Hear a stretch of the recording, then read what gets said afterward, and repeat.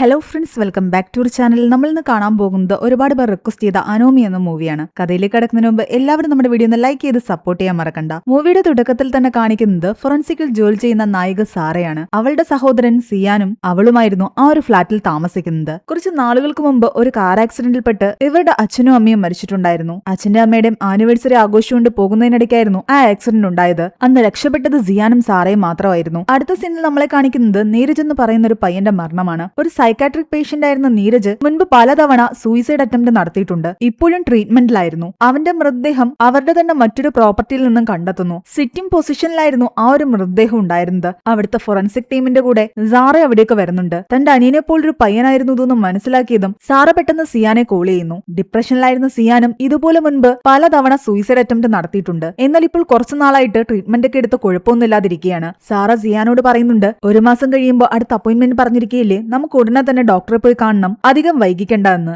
എന്നാൽ തനിക്കിപ്പോൾ കുഴപ്പമൊന്നുമില്ല എന്ന് സിയാൻ പറഞ്ഞെങ്കിലും സാർ അതൊന്നും കേൾക്കുന്നില്ല. തൊട്ടടുത്ത ഫ്ളാറ്റിൽ താമസിക്കുന്ന ആൽബി എന്ന് പറയുന്ന ഒരു ഡോക്ടറുണ്ട്. സിയാന്റെയും സാറയുടെയും കോമൺ ഫ്രണ്ട് ആയിരുന്നു അത്. ആൽബി നിന്നെ കൊണ്ടുപോയിക്കോളൂ എന്ന് സാറ അവനോട് പറയുന്നു. അവിടെ അടുത്ത് സൽമാൻ എന്ന് പറഞ്ഞൊരാളുടെ പെറ്റ് ഷോപ്പ് ഉണ്ട്. ആ സൽമാൻ മാത്രമായിരുന്നു സിയാന്റെ ആകെയുള്ള ഫ്രണ്ട്. അന്ന് വൈകുന്നേരം സാറ തിരിച്ചെത്തിയെങ്കിലും സിയാനെ അവിടെ എങ്ങും കണ്ടില്ല. അവൻ അവസാനമായിട്ട് അയച്ചൊരു വോയിസ് മെസ്സേജ് കിടപ്പുണ്ടായിരുന്നു. നിന്റെ മിസ് കോൾ കണ്ടായിരുന്നു, എനിക്ക് എടുക്കാൻ പറ്റിയില്ല, ഞാനിവിടെ സൽമാന്റെ പെറ്റ് ഷോപ്പ് വരെ വന്നതാണ്, ഇപ്പോൾ ഫ്ളാറ്റിലേക്ക് പോവുകയാണെന്ന് പറഞ്ഞിട്ട് അവൾ ആൽബിയെ വിളിച്ചു ചോദിക്കുന്നുണ്ട് സിയാനെ കണ്ടായിരുന്നുവെന്ന്. എന്നാൽ ആൽബി സിയാനെ കണ്ടിട്ടുണ്ടായിരുന്നില്ല. പെറ്റ് ഷോപ്പിൽ പോയി അന്വേഷിക്കുമ്പോൾ ഉച്ചവരെ സൽമാൻ ആയിരുന്നു ഉണ്ടായിരുന്നത്. കട തുറന്നിട്ടുണ്ടായിരുന്നില്ല, ക്ലീനിങ്ങിന്റെ ജോലിയിലായിരുന്നു. ഫ്ളാറ്റിലെ സെക്യൂരിറ്റിയോട് ചോദിച്ചപ്പോൾ സിയാൻ പുറത്തു പോകുന്നത് കണ്ടിട്ടുണ്ടായിരുന്നു, പക്ഷേ തിരിച്ചു വന്നത് കണ്ടിട്ടില്ല. ആർക്കും സിയാനെ പറ്റി ഒരു വിവരമില്ല. അവൻ മിസ്സിംഗ് ആയിരുന്നു. പലതവണ സൂയിസൈഡിന് ശ്രമിച്ചിട്ടുള്ളത് കൊണ്ട് തന്നെ അവൾക്ക് പേടിയാകാൻ ആരംഭിച്ചു. അവൾ പെട്ടെന്ന് തന്നെ പോലീസിൽ വിവരം അറിയിക്കുന്നു. കാണാതായിട്ട് കുറച്ച് മണിക്കൂറുകളെ ആയിട്ടുള്ളൂ. പക്ഷേ അവൻ സൈക്കാട്രിക് പേഷ്യന്റ് ആയതുകൊണ്ട് തന്നെ പോലീസുകാരെ അന്വേഷണം ആരംഭിച്ചു. അവിടെ നിന്നും സീൻ നമ്മളെ കുറച്ച് ഫ്ലാഷ് ബാക്കിലേക്കാണ് കാണിക്കുന്നത്.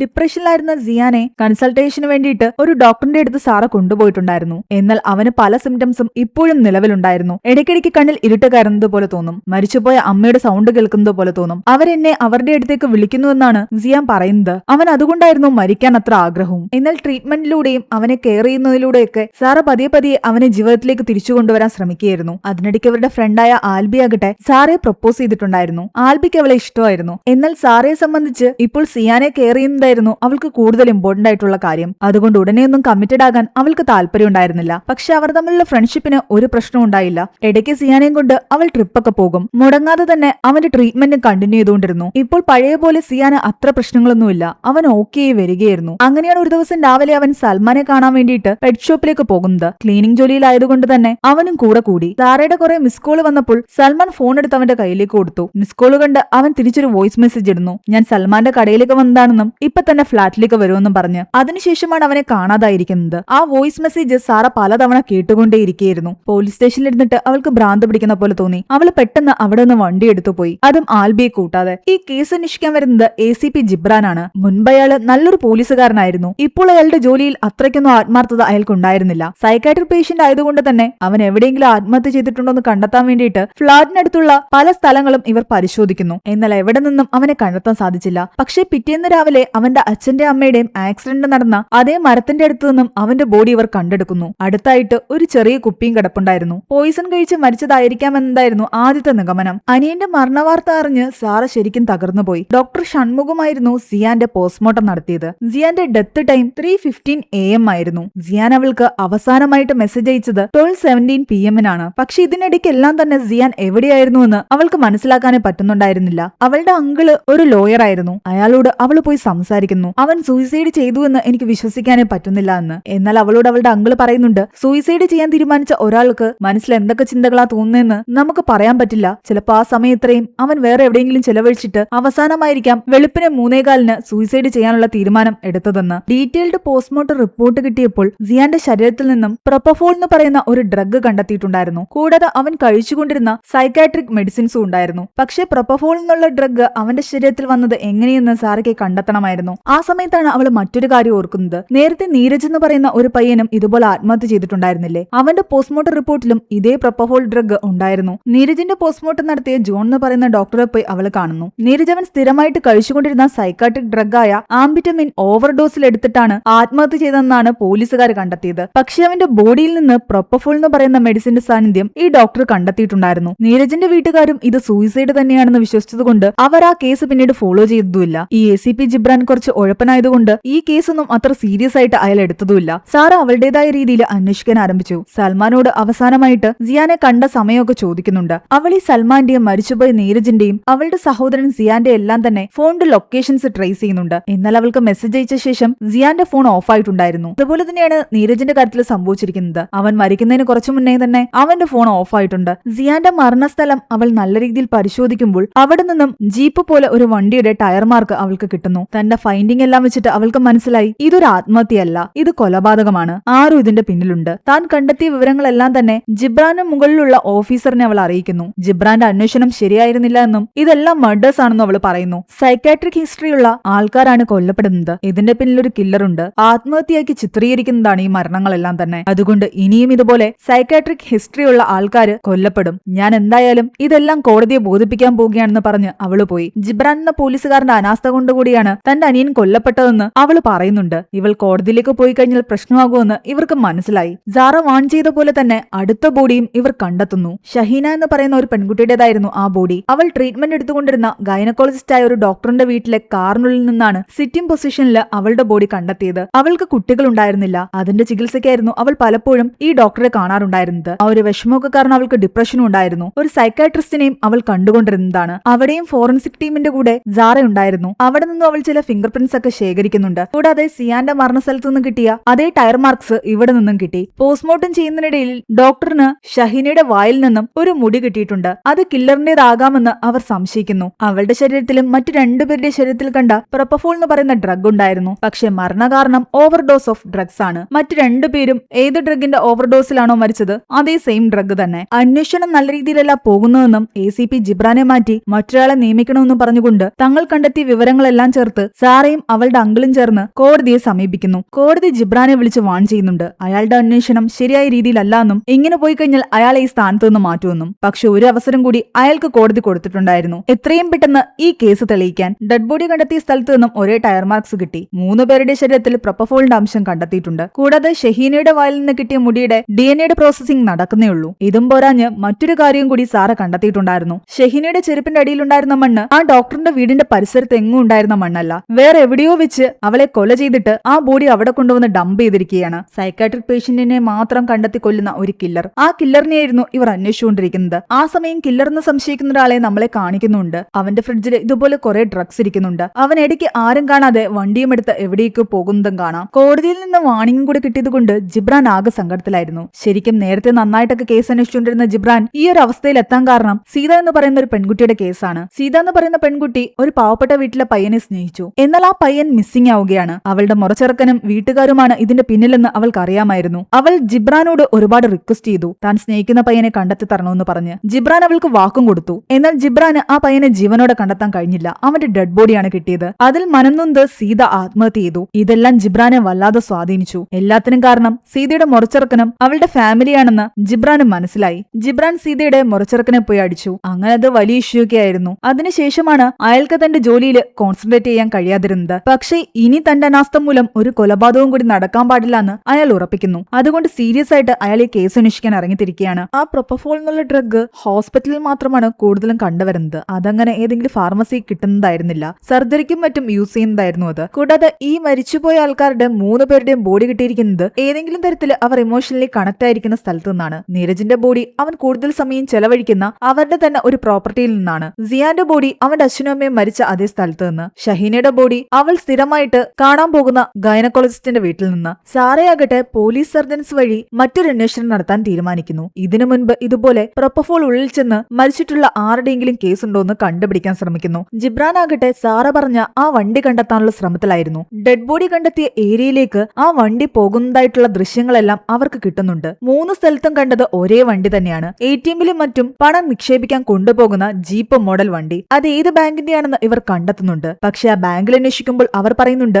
ഞങ്ങളുടെ വണ്ടി ഇവിടെ തന്നെ ഉണ്ടെന്ന്. പക്ഷെ കില്ലർ യൂസ് ചെയ്തിരിക്കുന്നതും ഇതുപോലൊരു വണ്ടി തന്നെയാണ്. ഇവരുടെ തന്നെ സെയിം നമ്പർ പ്ലേറ്റ് ആണ് കില്ലറും വെച്ചിരിക്കുന്നത്. വണ്ടിയിലെ ബാക്ക് ഏരിയയിൽ മാത്രമാണ് കുറച്ച് വ്യത്യസ്തതയുണ്ടായിരുന്നത്. നീരജിന്റെയും സിയാന്റെയും ഷഹീനയുടെയും ട്രീറ്റ്മെന്റ് നടത്തിയിരുന്ന സൈക്കോളജിസ്റ്റുകളെ എല്ലാം തന്നെ ഇവർ ചോദ്യം ചെയ്യുന്നു. നീരജിന് ജനറ്റിക് ആയിട്ടുണ്ടായിട്ടുള്ള കുറെ പ്രശ്നങ്ങൾ ഉണ്ടായിരുന്നു. അവന് മരണത്തോട് വല്ലാത്തൊരു അടുപ്പമായിരുന്നു. അതുകൊണ്ടാണ് എപ്പോഴും മരിക്കാൻ ആഗ്രഹിച്ചിരുന്നത്. സിയാന്റേത് അച്ഛൻ അച്ഛന്റെ അമ്മയുടെ ആക്സിഡന്റിന് ശേഷം ഉണ്ടായ ഡിപ്രഷനാണ്. ഷഹീനയുടേത് കുട്ടികളില്ലാത്തത് കാരണം ഉണ്ടായ വിഷമവും. കൂടാതെ മരിച്ചുപോയ ഈ 3 പേരെയും അവസാനമായിട്ട് കണ്ടിരുന്ന ആൾക്കാരെ എല്ലാം ക്വസ്റ്റ്യൻ ചെയ്യുന്നു. അവരിൽ നിന്നും സസ്പീഷ്യസ് ആയിട്ട് ഇവർക്കൊന്നും തന്നെ കിട്ടിയില്ല. ഇവരെല്ലാം ട്രീറ്റ്മെന്റ് എടുത്തിരുന്ന ഹോസ്പിറ്റലിലെ അറ്റൻഡേഴ്സിനെയും ക്വസ്റ്റ്യൻ ചെയ്യുന്നു. അവരുടെ ആരുടെയെങ്കിലും കയ്യിൽ നിന്ന് അവിടെ ട്രീറ്റ്മെന്റ് എടുത്തിരിക്കുന്ന ആൾക്കാരുടെ ലിസ്റ്റ് ആരെങ്കിലും വന്ന് വാങ്ങിക്കൊണ്ട് പോയിട്ടുണ്ടോ എന്ന് ചോദിക്കുന്നു. എന്നാൽ ഇവരെല്ലാം പറയുന്നുണ്ട് അങ്ങനെ ഞങ്ങളുടെ കയ്യിൽ നിന്ന് ആരും ഒന്നും വാങ്ങിക്കൊണ്ട് പോയിട്ടില്ല എന്ന്. ഷഹീനയുടെ വായിൽ നിന്നും കിട്ടിയ മുടിയുടെ DNA സാമ്പിൾ കിട്ടി. സാറയുടെ ആ ഫോറൻസിക് ഉദ്യോഗസ്ഥ പറയുന്നുണ്ട് ഈ മുടിയുടെ ഉടമസ്ഥനാണ് കില്ലറെങ്കിൽ ഒരു 33-35 വയസ്സ് പ്രായമുണ്ടാകും. ബി പോസിറ്റീവ് ആണ് ബ്ലഡ്. അയാൾക്ക് ആവറേജ് ഹൈറ്റ് ആണുള്ളത്. കില്ലർ ഒരു പുരുഷനാണ്. തങ്ങളുടെ കയ്യിലുള്ള ഡേറ്റാബേസുമായിട്ട് ഇത് ഒരു രീതിയിലും മാച്ച് ആകുന്നില്ല എന്ന് ആ ഉദ്യോഗസ്ഥ പറയുന്നു. അവരുടെ ഡേറ്റാബേസിൽ ഇല്ലാത്ത ഏതെങ്കിലും ഒരാളായിരിക്കാം ഈ കില്ലർ. കൂടാതെ ഇവർക്ക് ഷഹീനെ ഇരുത്തിയിരുന്ന കാറിൽ നിന്ന് ഒരു ഫിംഗർ പ്രിന്റ് കൂടി കിട്ടിയിട്ടുണ്ടായിരുന്നു. അതും ഇവരുടെ ഡേറ്റാബേസിലുള്ള ആളുടേതല്ല. അതുകൊണ്ട് ഇവരുടെ കയ്യിൽ ഓൾറെഡി ഉള്ള ക്രിമിനൽസിന്റെ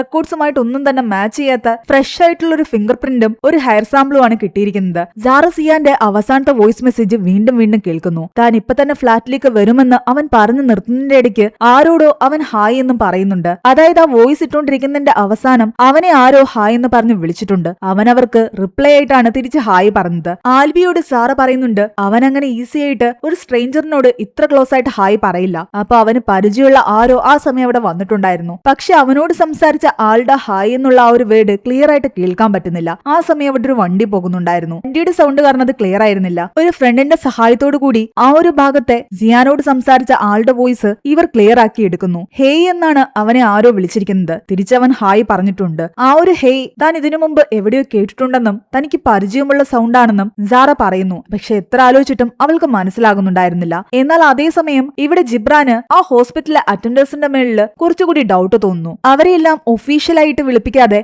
മറ്റൊരു സ്ഥലത്തേക്ക് വിളിപ്പിച്ച് നന്നായിട്ടൊന്ന് ഭീഷണിപ്പെടുത്തിയതോടുകൂടി അവർ ചില സത്യങ്ങൾ പറയുന്നുണ്ട്. അവർ 3 പേരും ജോലി ചെയ്യുന്ന ഹോസ്പിറ്റലിൽ ഒരാൾ വരികയും അവർക്ക് കുറച്ച് കാശ് കൊടുത്ത ശേഷം അവിടുത്തെ കുറച്ച് സൈക്കാട്രിക് പേഷ്യൻസിന്റെ ഡീറ്റെയിൽസ് വാങ്ങിച്ചുവെന്ന്. അതിലൊരു അറ്റൻഡർ പറയുന്നുണ്ട് ആ വന്ന ആളുടെ ഒരു ഫോട്ടോ അയാൾ അറിയാതെ താൻ എടുത്തിട്ടുണ്ടെന്ന്. അയാളുടെ പേര് പ്രസാദ് എന്നാണെന്ന് പറഞ്ഞിട്ട് ആ ഫോട്ടോ കൂടി ജിബ്രാനെ കാണിച്ചു കൊടുക്കുന്നു. ഡീറ്റെയിൽസ് വാങ്ങിച്ചുകൊണ്ട് പോയത് ഇവനാണെങ്കിൽ ഉറപ്പായിട്ടും ഇവൻ തന്നെയായിരിക്കും കില്ലറെന്ന് ജിബ്രാന് മനസ്സിലായി. അങ്ങനെ ഈ കില്ലർ പ്രസാദിനെ കണ്ടുപിടിക്കാനുള്ള ശ്രമമായിരുന്നു പിന്നീട് അങ്ങോട്ട്. ആ സമയം പ്രസാദ് ഒരു ബോയ്സ് ഹോസ്റ്റലിലേക്ക് പോകുന്നതാണ് നമ്മളെ കാണിക്കുന്നത്. ഇവിടെ ആൽബിയാകട്ടെ സാറയോട് പറയുന്നുണ്ട് നീ ഈ പ്രശ്നങ്ങളൊക്കെ കാരണം വല്ലാതെ ഡിസ്റ്റർബ്ഡ് ആണ്. കുറച്ചുനാള് എന്റെ ഫാമിലിയുടെ കൂടെ വന്നു നിൽക്കാൻ. ആൽബിയുടെ പേരൻസ് ഒക്കെ പുറത്തായിരുന്നു. എന്നാൽ ആ സമയം ഒരു മിസ്സിംഗ് കേസ് കൂടി റിപ്പോർട്ട് ചെയ്യുന്നു. 20 വയസ്സുള്ള ബേസിൽ എന്ന് പറയുന്നൊരു പയ്യൻ. അവനും ഒരു സൈക്കാട്രിക് പേഷ്യന്റ് ആയിരുന്നു. ഓൾറെഡി ആ അറ്റൻഡേഴ്സ് എടുത്തുകൊടുത്ത ലിസ്റ്റിലെ പേഷ്യന്റുകളെ എല്ലാം തന്നെ നിരീക്ഷിക്കണമെന്ന് ജിബ്ര മറ്റ് പോലീസുകാരോട് പറഞ്ഞിട്ടുണ്ടായിരുന്നു. പോലീസുകാര് ഈ പേഷ്യന്റുകളുടെ വീട്ടിലും പോയി അറിയിച്ചതാണ്. എന്നാൽ ഇവരുടെ ഒരു ശ്രദ്ധ തെറ്റിയപ്പോഴാണ് അവരുടെ മകൻ ബേസിലിനെ കാണാതായത്. പ്രസാദിന്റെ ഫോട്ടോ വെച്ചിട്ട് അവരുടെ ഡേറ്റാബേസിൽ അവർ തെരഞ്ഞതോടുകൂടി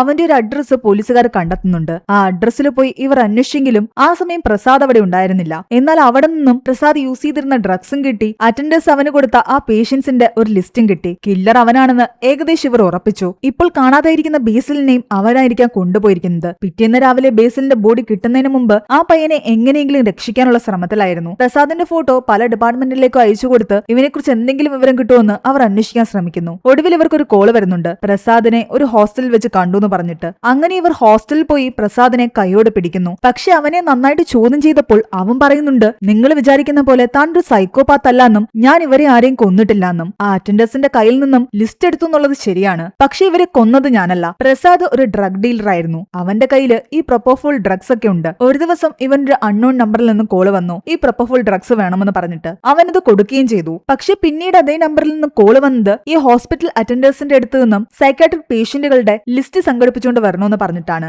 ഇത് പറഞ്ഞാല് നല്ലൊരു എമൗണ്ട് ഇവന്റെ അക്കൗണ്ടിലേക്ക് ഇട്ടുകൊടുക്കുകയും ചെയ്തു. അതുകൊണ്ടാണ് അവൻ പോയി ആ അറ്റൻഡേഴ്സിന്റെ അടുത്ത് നിന്നും ഈ ലിസ്റ്റ് സംഘടിപ്പിച്ചുകൊണ്ട് വന്നത്. ഒരു ഫ്ളാറ്റിന്റെ ക്ലോക്ക് റൂമിൽ കൊണ്ടുവെക്കാനാണ് അൺനോൺ നമ്പറിൽ നിന്നും അവന് കിട്ടിയ നിർദ്ദേശം. അവൻ ആ ലിസ്റ്റ് അവിടെ കൊണ്ടുവെക്കുകയും ചെയ്തു. പക്ഷേ തന്നെ കൊണ്ട് ഇതൊക്കെ ചെയ്യിക്കുന്നത് ആരാണെന്ന് അവൻ അറിയില്ല. ഒരു തവണ പോലും ആ ശബ്ദത്തിന്റെ ഉടമയെ അവൻ കണ്ടിട്ടുമില്ല. അവൻ പറഞ്ഞ ഫ്ളാറ്റിന്റെ ക്ലോക്ക് റൂം ഇവർ പരിശോധിക്കുന്നുണ്ട്. അവിടുത്തെ CCTV ക്യാമറയിൽ നിന്നും ഇവർക്ക് മനസ്സിലായി ഇവൻ ഇതിവിടെ കൊണ്ടുവച്ച ശേഷം മുഖം മറിച്ചിട്ട് ഒരാൾ വന്ന് ഈ ലിസ്റ്റ് എടുത്തുകൊണ്ട് പോകുന്നതായിട്ട്. പക്ഷേ ഫേസ് കാണാൻ പറ്റാത്തതുകൊണ്ട് യഥാർത്ഥ കില്ലർ ആരാണെന്നും ഇവർക്ക് മനസ്സിലാക്കാൻ പറ്റുന്നില്ല. പിറ്റേന്ന് രാവിലെയായി. അപ്പോഴവർക്ക് ബേസിലിനെ കണ്ടെത്താൻ സാധിച്ചിട്ടുണ്ടായിരുന്നില്ല. ബേസിലിന്റെ ഡെഡ് ബോഡി എവിടെ നിന്നെങ്കിലും കിട്ടുമെന്ന് വിചാരിച്ചിരുന്ന സമയത്ത് അവരെ ഞെട്ടിച്ചുകൊണ്ട് അടുത്തൊരു കൊലപാതകവും കൂടി നടന്നിരിക്കുന്നു. സാറയുടെ ഫ്രണ്ട് ആൽബിയെ അവന്റെ ഫ്ളാറ്റിൽ കൊല്ലപ്പെട്ട നിലയിൽ കണ്ടെത്തി. ഇത് കണ്ട് എല്ലാവരും ഞെട്ടി. എന്തുകൊണ്ട് കില്ലർ ആൽബിയെ കൊന്നു എന്ന് അവർക്ക് മനസ്സിലായില്ല. ആൽബി ഒരു സൈക്കാട്രിക് പേഷ്യന്റ് ആയിരുന്നില്ല. അതുപോലെ സാധാരണ കില്ലർ ഡ്രഗ്സ് ഓവർഡോസ് ആയിട്ട് കൊടുത്ത ശേഷം പ്രൊപ്പഫോളും ശരീരത്തിൽ ഇഞ്ചക്ട് ചെയ്തിട്ടാണ് സിറ്റിംഗ് പൊസിഷനിൽ ആ ഡെഡ് ബോഡി കൊണ്ട് വെക്കുന്നത്. ഒരു സൂയിസൈഡ് മരണമായിട്ടാണ് കില്ലർ ഇതുവരെയും ഡെഡ് ബോഡീസ് കൊണ്ട് വെച്ചിട്ടുള്ളത്. എന്നാൽ ആൽബിയുടെ കേസിൽ അവന്റെ ശരീരത്തിൽ കുറെ മുറിവുകളുണ്ട്. കാണാതായ ബേസിൽ സേഫ് ആയിട്ട് വീട്ടിലെത്തിയിരിക്കുന്നു. അവൻ മറ്റെങ്ങോട്ടോ ഇറങ്ങിപ്പോയതാണ്. ആൽബിയുടെ മരണം സാറയെ വല്ലാതെ തകർത്തിട്ടുണ്ടായിരുന്നു. ഇപ്പോൾ അവൾക്ക് ഒരു ഫ്രണ്ട് പോലുമില്ല. കില്ലർ സാറയെ കൂടി വാൺ ചെയ്യാൻ വേണ്ടിയിട്ടായിരിക്കാം ആൽബിയെ കൊന്നതെന്ന് പോലീസുകാർ കരുതുന്നു. അതിനിടയ്ക്ക് സാറയ്ക്ക് പോസ്റ്റ്മോർട്ടം നടത്തുന്ന ആ ഡോക്ടറുടെ ഒരു കോള് വരുന്നു. പ്രൊപ്പഫോൾ ഉള്ളിൽ ചെന്ന് നേരത്തെ ഇതുപോലെ മരണങ്ങൾ നടന്നിട്ടുണ്ടോ എന്ന് പോലീസ് സർജന്റെ അടുത്ത് പോയി അന്വേഷിക്കാൻ അവൾ പറഞ്ഞിട്ടുണ്ടായിരുന്നല്ലോ. അങ്ങനെ കുറെ വർഷങ്ങൾക്ക് മുൻപ് ഇതുപോലൊരു മരണം നടന്നത് പോലീസുകാരുടെ റെക്കോർഡിൽ നിന്നും ഇയാൾ കണ്ടെത്തിയിട്ടുണ്ടായിരുന്നു. 11 വർഷങ്ങൾക്ക് മുമ്പ് ജെസ്സി എന്ന് പറയുന്ന ഒരു പെൺകുട്ടിയാണ് മരിച്ചിരിക്കുന്നത്. അതും കാർഡിയാക് അറസ്റ്റിലൂടെ. അവളൊരു മെഡിക്കൽ സ്റ്റുഡന്റും റിസർച്ചറും ഒക്കെയായിരുന്നു. സാറ അവളുടെ വീട്ടിൽ പോയി അന്വേഷിക്കുന്നു. അന്ന് അവളുടെ ഓർമ്മ ദിവസം കൂടിയായിരുന്നു. ജെസ്സിയുടെ റൂം ഇപ്പോഴും ആ വീട്ടുകാർ അങ്ങനെ തന്നെ കീപ്പ് ചെയ്തിട്ടുണ്ടായിരുന്നു. അവിടെ നിന്നും ജെസ്സി നടത്തിക്കൊണ്ടിരുന്ന റിസർച്ചിനെ കുറിച്ചുള്ള കുറച്ച് ഡീറ്റെയിൽസ് ഒക്കെ സാറ എടുക്കുന്നുണ്ട്. ഇക്വേഷൻ ഓഫ് ഡെത്ത് എന്നായിരുന്നു അവൾ നടത്തിക്കൊണ്ടിരുന്ന റിസർച്ചിന്റെ പേര്. സിയാൻ ഉൾപ്പെടെ മരിച്ചവരുടെ ഫോട്ടോസ് ഒക്കെ ജെസ്സിയുടെ അച്ഛനെ കാണിച്ചിട്ട് ഇവരെ ആരെയെങ്കിലും അറിയാവോന്ന് സാറ ചോദിക്കുന്നുണ്ട്. ഇവിടെ ജിബ്രാൻ ആകട്ടെ പ്രസാദിന്റെ ഫോണിലേക്ക് കില്ലർ ഇട്ടുകൊടുത്ത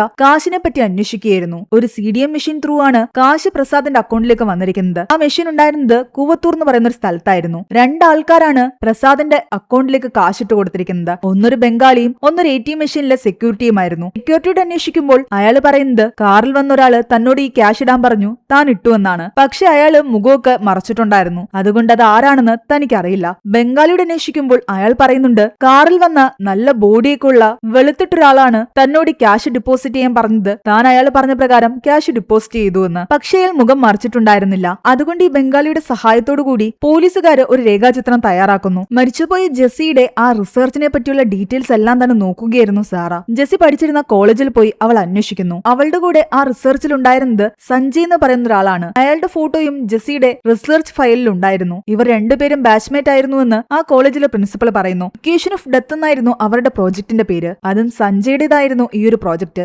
NRI ആയ അവൻ ഇവിടെ വന്നാണ് ഈ പ്രോജക്റ്റ് നടത്തിക്കൊണ്ടിരുന്നത്. ജെസ്സിയും അതിന്റെ കൂടെ ചേർന്നു. നമ്മുടെ മരണശേഷം നമ്മുടെ കോൺഷ്യസ്നെസ് പ്രിസർവ് ചെയ്യുക എന്തായിരുന്നു അവരുടെ പ്രോജക്റ്റ്. അതായത് മരിക്കുന്നതിന് തൊട്ടു മുമ്പ് മനസ്സിലൂടെ കടന്നു പോകുന്ന കാര്യങ്ങൾ, അല്ലെങ്കിൽ അവർ കാണുന്ന കാഴ്ചകൾ, അവരെത്തുന്ന ലോകം, ഇതൊക്കെ പ്രിസർവ് ചെയ്യുക. അങ്ങനെ പ്രിസർവ് ചെയ്ത ആ ഒരു മെമ്മറി ഏതെങ്കിലും ഒരു മെഷീനിലേക്ക് ട്രാൻസ്ഫർ ചെയ്യാൻ പറ്റുമായിരുന്നു. മരിക്കുന്ന സമയത്ത് ഒരു മനുഷ്യൻ എന്താണ് കാണുന്നതെന്നും എക്സ്പീരിയൻസ് ചെയ്യുന്നതെന്നും കണ്ടുപിടിക്കുക എന്തായിരുന്നു ഇവരുടെ ലക്ഷ്യം. പ്രൊജക്ട് വളരെ ഇൻട്രസ്റ്റിംഗ് ആയതുകൊണ്ട് എല്ലാവർക്കും അത് കേട്ടിരിക്കാനും ഇഷ്ടമായിരുന്നു എന്ന്. ഇവിടെ ജിബ്രാൻ മറ്റൊരു കാര്യം കണ്ടെത്തുന്നു. സിയാന്റെയും നീരജിന്റെയും ഷഹീനയുടെയും ഡെഡ് ബോഡി ഡംപ് ചെയ്യാൻ ആ ജീപ്പിലാണല്ലോ കൊണ്ടുപോയിരിക്കുന്നത്. ആ ജീപ്പ് എല്ലാം തന്നെ ബോഡി കിടന്ന സ്ഥലത്തേക്ക് പോകുന്ന വിഷ്വൽസ് ഉണ്ട്, പക്ഷെ തിരിച്ചു പോകുന്ന വിഷ്വൽസ് ഇല്ല. എന്നാൽ കില്ലർ കാശിടാൻ വേണ്ടിയിട്ട് ഒരു CDM മെഷീൻ തെരഞ്ഞെടുത്തിട്ടുണ്ടായിരുന്നില്ലേ? അത് കൂവത്തൂർ എന്ന് പറഞ്ഞ സ്ഥലമായിരുന്നല്ലോ. ആ സ്ഥലത്ത് നിന്നും ഈ ഡെഡ് ബോഡി കണ്ടെത്തിയ സ്ഥലത്തേക്കുള്ള ഡിസ്റ്റൻസ് ഇവർ കാൽക്കുലേറ്റ് ചെയ്യുന്നു. ഓരോരുത്തരും മരിച്ച സമയവും അവിടെ നിന്നും ഇവരുടെ ഡെഡ് ബോഡി ഈ ഒരു സ്ഥലത്തേക്ക് കൊണ്ടുപോയി ഇടാനെടുക്കുന്ന സമയം എല്ലാം തന്നെ കാൽക്കുലേറ്റ് ചെയ്തപ്പോൾ ജിബ്രാന് മനസ്സിലായി ഇവരെല്ലാം കൊല്ലപ്പെട്ടിരിക്കുന്നത് കൂവത്തൂർ എന്ന് പറയുന്ന ഒരു സ്ഥലത്ത് വെച്ചിട്ടാണ്.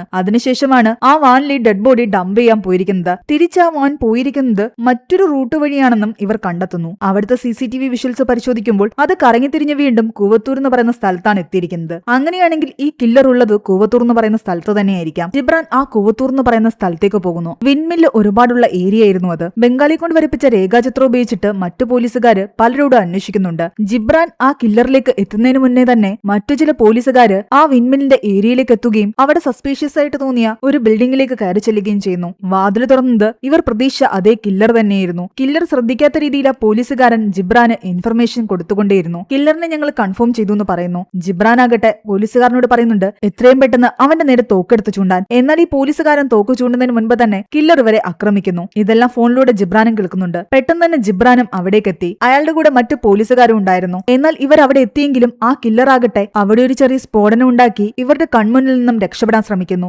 എന്നാൽ സാറ കറക്റ്റ് സമയത്ത് അവിടേക്ക് വരികയും കില്ലറിന്റെ വണ്ടി ഇടിച്ചു വീഴ്ത്തുകയും ചെയ്യുന്നുണ്ട്. ഇക്വേഷൻ ഓഫ് ഡെത്ത് എന്ന് പറയുന്ന ആ ഒരു റിസർച്ച് നടത്തിയ സഞ്ജയ് ആയിരുന്നു ഈ കില്ലർ. സഞ്ജയ് ഇവർ ക്വസ്റ്റ്യൻ ചെയ്യുമ്പോൾ അയാൾ പറയുന്ന കാര്യങ്ങൾ കേട്ട് ഇവർ ഞെട്ടി. തന്റെ പ്രോജക്റ്റിന് വേണ്ടിയിട്ടാണ് ഈ കൊലപാതകങ്ങൾ നടത്തിയതെന്നാണ് ഇയാൾ പറയുന്നത്. എന്നാൽ ആ സമയം ഫോറൻസിക്കിലെ കുറച്ച് ഉദ്യോഗസ്ഥർ വന്നിട്ട് ജിബ്രാനോട് പറയുന്നുണ്ട് ഷഹീനയുടെ വായിൽ നിന്ന് കിട്ടിയ ഹെയർ സാമ്പിള് സഞ്ജയുടെ DNA-യുമായിട്ട് മാച്ച് അല്ല എന്ന്. കൂടാതെ സഞ്ജയ് ഒളിച്ചു താമസിച്ചിരുന്ന ആ സ്ഥലത്ത് നിന്ന് മറ്റൊരു ഫിംഗർ പ്രിന്റ് കൂടി കിട്ടിയിരുന്നു. അതായത് സഞ്ജയുടെ കൂടെ ഒരു കുറ്റവാളി കൂടിയുണ്ട്. ഇത് കേട്ടതും എല്ലാവരും ഞെട്ടി. ജിബ്രാൻ സഞ്ജയ് വീണ്ടും ക്വസ്റ്റ്യൻ ചെയ്യുന്നു. അയാളും സമ്മതിക്കുന്നുണ്ട് ഞാൻ ഒറ്റയ്ക്കായിരുന്നില്ല ഇതിൽ മറ്റൊരാൾ കൂടി ഉണ്ടായിരുന്നു. ഇനിയാണ് ആ ഫ്ലാഷ് ബാക്ക് കാണിക്കുന്നത്. സഞ്ജയുടെയും ജെസ്സിയുടെയും കൂടെ അന്ന് കോളേജിൽ ഉണ്ടായിരുന്ന ഒരാൾ കൂടി ഇവരുടെ റിസർച്ചിലുണ്ടായിരുന്നു. അതായിരുന്നു ആൽബി, സാറയുടെ അതേ ഫ്രണ്ട് ആൽബി. ഇത് കേട്ടതും സാറയൊന്ന് ഞെട്ടി. എന്നാൽ സിയാനെ കാണാതായ സമയത്തൊക്കെ സമയത്തൊക്കെ അവൻ തന്റെ കൂടെ തന്നെ ഹെൽപ്പ് ചെയ്യാൻ ഉണ്ടായിരുന്നുവെന്ന് സാറ പറയുന്നുണ്ട്. സിയാനെ തട്ടിക്കൊണ്ടുവന്ന് എന്റെ അടുത്താക്കിയ ശേഷം അവൻ തിരിച്ച് നിന്റെ അടുത്തേക്ക് വന്നതാണെന്ന് സഞ്ജയ് പറയുന്നു. ഹ്യൂമൻ കോൺഷ്യസ്നെസ് എങ്ങനെ ഡീകോഡ് ചെയ്തെടുക്കാമെന്നായിരുന്നു വർഷങ്ങൾക്ക് മുമ്പ് ഇവർ തുടങ്ങിയ ഒരു റിസർച്ചിന്റെ ലക്ഷ്യം. മരണത്തെ മുന്നിൽ കണ്ടിട്ട് തിരിച്ച് ജീവിതത്തിലേക്ക് വന്ന ഒരുപാട് പേരുണ്ട്. അവരോടൊക്കെ ഇവർ സംസാരിക്കുന്നു. ഏതൊരു ബ്ലാക്ക് ഹോളിലൂടെ തങ്ങൾ പോകുന്നതായിട്ട് ഫീൽ ചെയ്തുവെന്നും ഒരു വെളിച്ചം കണ്ടുവെന്നൊക്കെയാണ് ഇവർ പറഞ്ഞത്. ഒരാൾ മരിച്ച ശേഷം കുറച്ച് സമയത്തേക്കും കൂടി അയാളുടെ കോൺഷ്യസ്നെസ് ഉണ്ടാകും. ആ ഒരു സമയത്താണ് പല കാര്യങ്ങളും കാണുന്നത്. ആ സമയത്ത് അയാൾ കാണുന്ന കാര്യങ്ങൾ അയാളുടെ കോൺഷ്യസ്നെസ്സിൽ നിന്നും ഡീകോഡ് ചെയ്തെടുക്കുക എന്നതായിരുന്നല്ലോ ഇവരുടെ ലക്ഷ്യം. ഇതിനെപ്പറ്റിയുള്ള റിസർച്ചുമായിട്ട് മുന്നോട്ട് പോകുമ്പോൾ തന്നെ ജെസിക്ക് ഒരു ആഗ്രഹം തോന്നുന്നു, തനിക്കും ഇതൊക്കെ എക്സ്പീരിയൻസ് ചെയ്യണമെന്ന്. അതുകൊണ്ട് കുറച്ച് നേരത്തേക്ക് അവളുടെ ഹൃദയമെടുപ്പ് നിർത്തിയ ശേഷം അവൾ എക്സ്പീരിയൻസ് ചെയ്യുന്ന കാര്യങ്ങൾ കളക്ട് ചെയ്യുക എന്തായിരുന്നു ഇവരുടെ ലക്ഷ്യം. എന്നാൽ അത് ഫെയിലായി. കാർഡിയക് അറസ്റ്റ് വന്ന് ജെസി മരിച്ചു. അന്ന് ആ കുറച്ചു നേരത്തേക്ക് അവളുടെ ഹൃദയമെടുപ്പ് നിർത്താൻ വേണ്ടിയിട്ട് ഇവര് പ്രൊപ്പഫോൾ ആയിരുന്നു ഇഞ്ചെക്ട് ചെയ്തത്. പക്ഷെ ഇവരുടെ റിസർച്ച് വീണ്ടും കണ്ടിന്യൂ ചെയ്തു. ജീവിച്ചിരിക്കുന്ന ആരും തന്നെ ഇവരുടെ റിസർച്ചിൽ അറിഞ്ഞുകൊണ്ട് വന്ന് ചാടത്തില്ലല്ലോ. ജീവിക്കാൻ ആഗ്രഹമുള്ള ആൾക്കാരെ ഇങ്ങനെ തട്ടിക്കൊണ്ടുവന്ന് കൊല്ലുന്നതും ക്രൈം ആണെന്ന് ഇവർക്ക് തോന്നി. അതുകൊണ്ട് ജീവിക്കാൻ ആഗ്രഹമില്ലാത്ത പലതവണ സൂയിസൈഡ് ചെയ്തിട്ടുള്ള ആൾക്കാരെ സെലക്ട് ചെയ്യുകയായിരുന്നു ഇവരുടെ ലക്ഷ്യം. ആ ലിസ്റ്റിൽ സിയാനും ഉണ്ടായിരുന്നു. സാറ തന്നെ പ്രണയിക്കാത്തതിന് കാരണം സിയാന്റെ സ്റ്റഡീസും അവന് കൊടുക്കേണ്ട കെയറും കൊണ്ടൊക്കെയാണെന്ന് ആൽബിക്ക് അറിയാമായിരുന്നു. അതുകൊണ്ടാണ് സാറയുടെ സഹോദരനായിട്ട് പോലും സിയാനെയും കൊല്ലാൻ ആൽബി തീരുമാനിച്ചത്. അന്ന് പെറ്റ് ഷോപ്പിൽ നിന്നും ഇറങ്ങിയ അവനെ ആൽബിയായിരുന്നു ഹേ എന്ന് പറഞ്ഞ് വിളിച്ചത്. അവൻ അടുത്തേക്ക് ചെന്നതും ഷോക്ക് അടിപ്പിച്ച് അവനെ ബോധം കെടുത്തി. ഇവരെ എല്ലാം കൊണ്ടുവന്നിട്ട് ഇവർക്കെല്ലാം ഡ്രഗ്സ് ഓവർഡോസ് ആയിട്ട് കൊടുത്തു. അതിനുശേഷം പ്രൊപ്പഫോൾ ഇഞ്ചെക്ട് ചെയ്തു. മരിക്കുന്നതിന് തൊട്ടു മുൻപ് ഇവർ കാണുന്ന കാഴ്ചകളെല്ലാം തന്നെ ഇവർ ഡീകോഡ് ചെയ്തെടുക്കുകയായിരുന്നു. അത് മറ്റൊരു വേൾഡ് പോലെയാണ് തോന്നിയത്. ഒരു വലിയ ഹോളിലൂടെ ഇവർ പോകുന്നുണ്ടായിരുന്നു. മരണശേഷം കോൺഷ്യസ്നെസ് കളക്ട് ചെയ്യാൻ പറ്റുക എന്ന് പറയുന്നത് വലിയൊരു മിറാക്കിള് തന്നെയാണ്. അതിലിവർ സക്സസ് ആവുകയും ചെയ്തു. നമ്മുടെ കോൺഷ്യസ്നെസ്സിനെ മറ്റൊരു മെഷീനിലേക്കോ ബോഡിയിലേക്കോ നമുക്ക് റീപ്ലാന്റ് ചെയ്യാൻ പറ്റും. അതുകൊണ്ട് തങ്ങളുടെ കണ്ടുപിടുത്തം ഒരുപാട് മാറ്റങ്ങൾക്ക് കാരണമാകുമെന്ന് സഞ്ജയ് പറയുന്നു. ഇനി ഈ പ്രോജക്റ്റിൽ ഒരുപാട് മുന്നോട്ട് പോകാൻ അവർക്കുണ്ടായിരുന്നു. ഇത് വിജയകരമായി തുടരാൻ സാധിച്ച ഇതൊരു റെവല്യൂഷനായി മാറുമെന്നൊക്കെയാണ് അയാൾ പറയുന്നത്. കില്ലർ ആരാണെന്നും കൊലപാതകത്തിനുള്ള അയാളുടെ മോട്ടീവ് എന്താണെന്നും ഒക്കെ പോലീസുകാർ കണ്ടെത്തി. പക്ഷെ അപ്പോഴും അവശേഷിക്കുന്ന ഒരു ചോദ്യം ഉണ്ടായിരുന്നു. നിങ്ങളുടെ കൂടെ എല്ലാത്തിനും ആൽബി ഉണ്ടായിരുന്നെങ്കിൽ നിങ്ങൾ എന്തിന് ആൽബിയെ കൊന്നു? എന്നാൽ അപ്പോഴാണ് അയാൾ പറയുന്നത് ആൽബിയെ കൊന്നത് താനല്ല എന്ന്. ഇതെല്ലാം കേട്ടിട്ട് സാർ അവിടെ നിന്നും എഴുന്നേറ്റ് പോകുന്നുണ്ട്. അപ്പോഴാണ് നമ്മൾ ഒരു ഫ്ലാഷ് ബാക്ക് കാണിക്കുന്നത്. സിയാന്റെ വോയിസ് മെസ്സേജിൽ ഉണ്ടായിരുന്ന അവസാനത്തെ ഹേയ് തനക്ക് എവിടെയോ കേട്ട് പരിചയമുണ്ടെന്ന് അവൾ പറഞ്ഞിട്ടുണ്ടായിരുന്നില്ലേ. കുറെ തവണ ആലോചിച്ചപ്പോൾ അത് ആൽബിയുടെ സൗണ്ട് ആണെന്ന് അവൾക്ക് ഡൗട്ട് തോന്നി. ആൽബി അറിയാതെ അവന്റെ ഒരു ഫിംഗർ പ്രിന്റ് അവൾ എടുക്കുന്നു. ഷഹീനയുടെ ബോഡി കണ്ടെത്തിയ കാറിലുണ്ടായിരുന്ന ഫിംഗർ പ്രിന്റുമായിട്ട് അവൾ അത് മാച്ച് ചെയ്തു നോക്കി. എന്നാൽ അത് മാച്ച് ആയില്ല. കാരണം അത് സഞ്ജയുടെ ഫിംഗർ പ്രിന്റ് ആയിരുന്നു. പിന്നീട് അവൾ ആൽബി അറിയാതെ അവന്റെ DNA കളക്ട് ചെയ്യുന്നു. ആ DNAയുമായിട്ട് ഷഹീനയുടെ വായിൽ നിന്ന് കിട്ടിയ മുടിയുടെ DNAയുമായി മാച്ച് ചെയ്തു നോക്കുന്നു. അതൊരു പെർഫെക്റ്റ് മാച്ച് ആയിരുന്നു. അതോടുകൂടി അവൾക്ക് മനസ്സിലായി ഈ ക്രൈമില് ആൽബിയും ഉണ്ടെന്ന്. പക്ഷെ ഇതവള് പോലീസുകാരെയൊന്നും അറിയിച്ചില്ല. തന്റെ അനിയനെ കൊന്ന ആൽബിയെ അവൾക്ക് കൊല്ലണമെന്നുണ്ടായിരുന്നു. അതുകൊണ്ടാണ് അന്ന് അവന്റെ ഫ്ളാറ്റിലേക്ക് കയറി ചെന്ന് അവൾ അവനെ ആക്രമിച്ച് കൊലപ്പെടുത്തിയത്. കില്ലർ അവനാണെന്ന് ഉറപ്പിക്കാൻ അവൾക്ക് മറ്റൊരു കാരണം കൂടി ഉണ്ടായിരുന്നു. ജെസ്സിയുടെ അച്ഛനോട് മരിച്ചുപോയവരുടെ ഫോട്ടോ കാണിച്ച് അവൾ ചോദിച്ച സമയത്ത് ആൽബിയുടെ ഫോട്ടോ കൊണ്ട് അയാൾ പറഞ്ഞിട്ടുണ്ടായിരുന്നു ആൽബി പണ്ട് ജെസ്സിയുടെ കൂടെ പഠിച്ചിട്ടുണ്ടായിരുന്നുവെന്ന്. ഇവിടെ ജിബ്രാനും മനസ്സിലായി ആൽബിയെ കൊന്നത് സാറയാണെന്ന്. പക്ഷെ അവളാ ചെയ്തതിൽ ഒരു തെറ്റുമില്ലാന്നും ജിബ്രാൻ അറിയാം. അവൻ മരിക്കേണ്ടവൻ തന്നെയായിരുന്നു. കാരണം ഇത്രയും ആൾക്കാരെ ഒരു പരീക്ഷണത്തിന് വേണ്ടി ഇവർ കൊന്നതല്ലേ. അതുകൊണ്ട് ജിബ്രാൻ തൽക്കാലം സാറയോട് ഒന്നും ചോദിക്കാൻ നിന്നില്ല. സിയാന്റെ പൂച്ചയെ സഞ്ജയുടെ താവളത്തിൽ നിന്നും ഇവർക്ക് കിട്ടിയിട്ടുണ്ടായിരുന്നു. ആ പൂച്ചയെ സാറയ്ക്ക് തന്നെ ഇവർ തിരിച്ചു കൊടുക്കുന്നു. സാറ അതുമായിട്ട് പോകുന്നിടത്താണ് ഈ ഒരു മൂവി അവസാനിക്കുന്നത്. ഈ മൂവിയുടെ സ്റ്റോറി എങ്ങനെയുണ്ടായിരുന്നു നിങ്ങൾ താഴെ കമന്റ് ചെയ്യുക. എക്സ്പ്ലനേഷൻ ഇഷ്ടപ്പെട്ടെങ്കിൽ വീഡിയോയിലേക്ക് ചെയ്യാനും നമ്മുടെ ചാനൽ സബ്സ്ക്രൈബ് ചെയ്യാനും മറക്കണ്ട.